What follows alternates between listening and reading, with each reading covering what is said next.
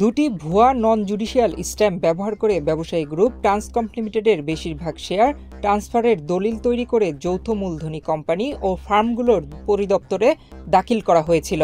আদালতে দেওয়া ডাক বিভাগ ও ঢাকা জেলা প্রশাসকের প্রতিবেদনে এই তথ্য উল্লেখ করা হয়েছে। মামলায় অভিযোগ ছিল গ্রুপটির প্রধান নির্বাহী কর্মকর্তা সিমিন রহমান এবং ট্রান্সকমের ৫ কর্মকর্তা এটি করেছেন। ওই দুটি নন জুডিশিয়াল স্ট্যাম্পে ট্রান্সকম লিমিটেডের প্রতিষ্ঠাতা চেয়ারম্যান লতিফুর রহমানের ছোট মেয়ে সাজরেহ হকের ভুয়া স্বাক্ষর ফরেনসিক পরীক্ষার জন্য মামলার তদন্ত কর্মকর্তা পিবিআইয়ের উপপরিদর্শক সাজেদুল রহমানের আবেদনের ওপর শুনানি ছিল বৃহস্পতিবার। তবে ঢাকা মহানগর হাকিম আদালতের বিচারক শরীফুল রহমান ফরেনসিক পরীক্ষার আবেদন মঞ্জুর করেননি।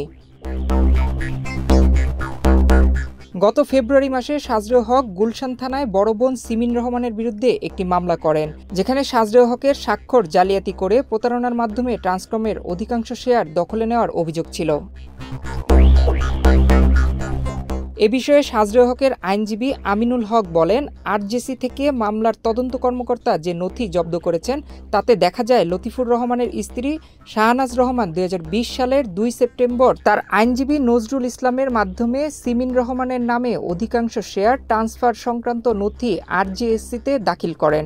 স্ট্যাম্প দুটির সত্যতা নিয়ে ঢাকার জেলা প্রশাসকের কাছে একটি প্রতিবেদন চান আদালত। সেই প্রতিবেদনে বলা হয়, যে ভেন্ডর থেকে এই স্ট্যাম্প দুটি সরবরাহের তথ্য আছে সেই ভেন্ডরের লাইসেন্স ২০২০ সালের ১৩ ডিসেম্বর বাতিল করা হয়। আর ২০২০ সালে কোভিড থাকায় ওই ভেন্ডর কোনো স্ট্যাম্প উত্তোলন বা রেজিস্টার জমা করেননি।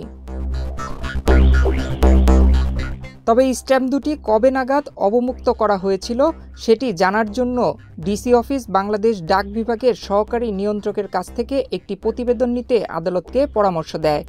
আদালতের নির্দেশনা অনুযায়ী গত ২ ডিসেম্বর ডাক বিভাগের সহকারী নিয়ন্ত্রক শুভ্র সূত্রধরের আদালতে দেওয়া প্রতিবেদনে বলা হয়, স্ট্যাম্প দুটি ২০২৩ সালের মে মাসে দ্য সিকিউরিটি প্রিন্টিং কর্পোরেশন লিমিটেডের কাছ থেকে সহকারী নিয়ন্ত্রক নিয়েছিলেন।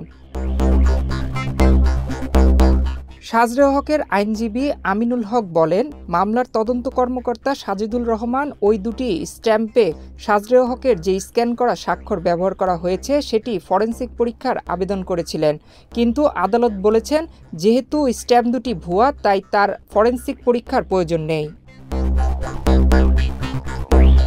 আর সিমিন রহমানের আইনজীবী সিদ্দিকুল্লাহ মিয়া বলেন, মামলার অভিযোগ স্ট্যাম্প ব্যবহার করে শেয়ার ট্রান্সফারের দলিল করা হয়েছে, কিন্তু জিপিওর প্রতিবেদন বলছে এই দুটি স্ট্যাম্প ২০২৩ সালের, ফলে সিমিন রহমানের ওপর যে অভিযোগ করা হয়েছে সেটি ভিত্তিহীন। নয়ন বিশ্বাস, বাংলাদেশ প্রতিদিন।